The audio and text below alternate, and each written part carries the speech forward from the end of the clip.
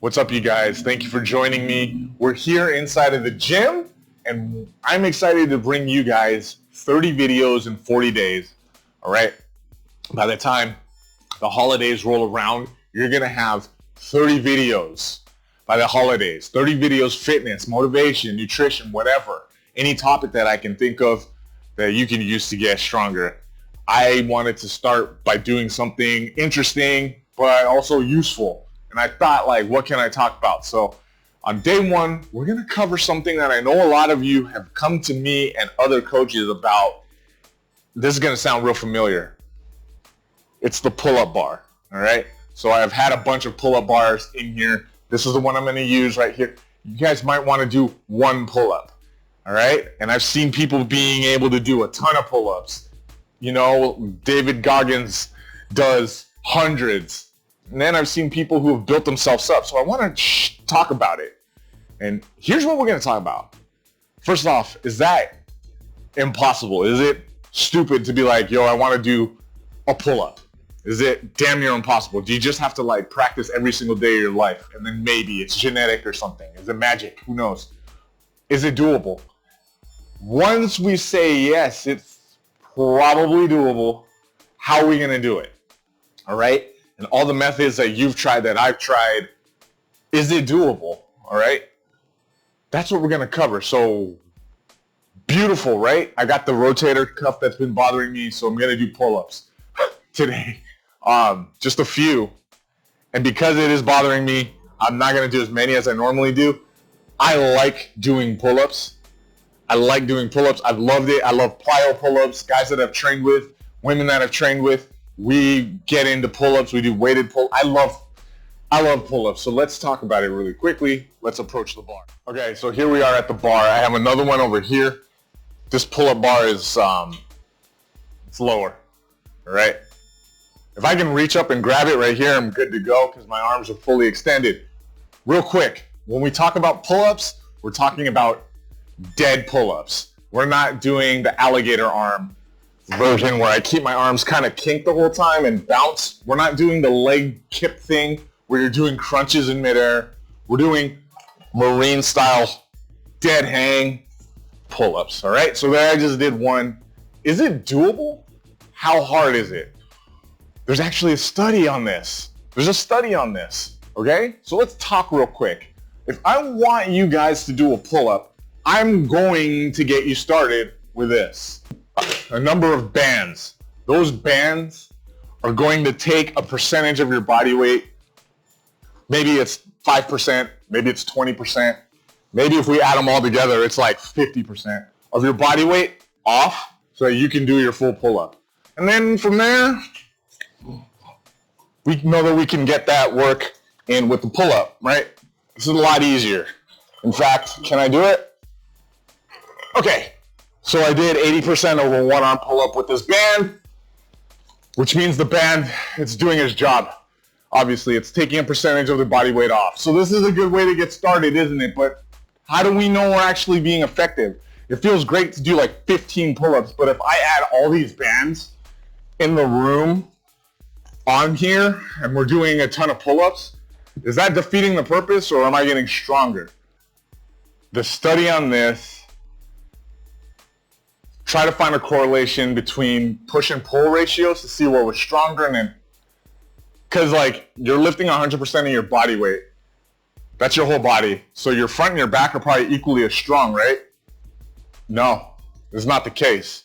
In fact, what they find is you're stronger by 80% more than you are in the back. So you would need 120% of your back to work, which is impossible, to compensate for your front, in most cases, to do one pull-up. Okay? We have somewhere to start. You need to have more than just your back. You need bands, which take up that other 20%, and your back. So this band basically has to be 20% of the strength of your back in order to help you. All right. So there's a good starting point right there. If I wanted to do one pull-up and practice that, I need a band that's going to lift 20% of my body weight off the ground day one.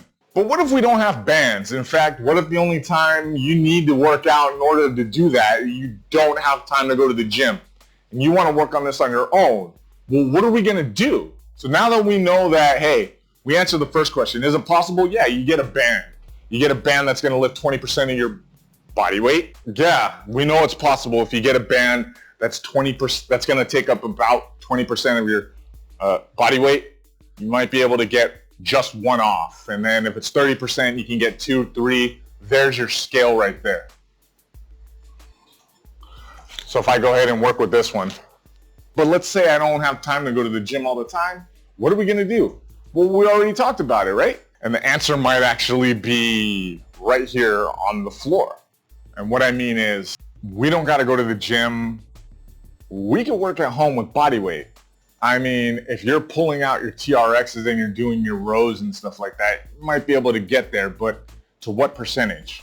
Well, we do know that your body weight, about 70% of it is engaged during a push-up. 70% of your body weight is used during a push-up, right around there, right? Well, we know that your back needs more than enough in order to get stronger, going back to our study. So we're already on the ground. That's 75%. Let's just say another 20%, 50% is what we need to add onto our back to get stronger. And we need this to be back-centric. Well, here's one trick that I know that can overload your back muscles and perhaps help you get stronger at your pull-ups. It's called an eccentric push-up. All I'm going to do is I'm going to come down relatively slowly. My back muscles all start to go into action. When I get to the bottom, I'll come up like a regular push-up. And I can even do it with my knees on the ground. I could do it without, but I'm going to come down slow. Overload the back muscles. I'll come up using my chest. But what happens here is this. My back muscles are now taking more of the brunt as I go slower and put more time under the back tension. More of my back is working. Less of my chest is working. So basically, I'm asking my body through my back and my biceps and everything that's getting shorter to work more to keep my body off the floor. Well, how many of these are we supposed to do? That's up to you guys. It's up to you and your RPE, your rate of perceived exertion, which basically means this.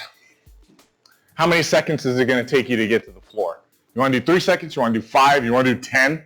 This 10, that's really tough. But I can probably say try that for a minute. Try that for a minute. Try that for 2 minutes of recovery. So do something else completely separate and then try it again. So is it possible? With a lot of diligent work, I've done it myself. So yeah, it is possible. How do we do it? Well, you go to the gym, you work your TRX, you work your bands. Remember, it's 20%. The band should be for most of us to do 1 pull-up. Or you can try those eccentric pull-ups. You should get the same result. That's it for this time. I'll see you guys tomorrow. We'll talk about something different. Thanks a lot.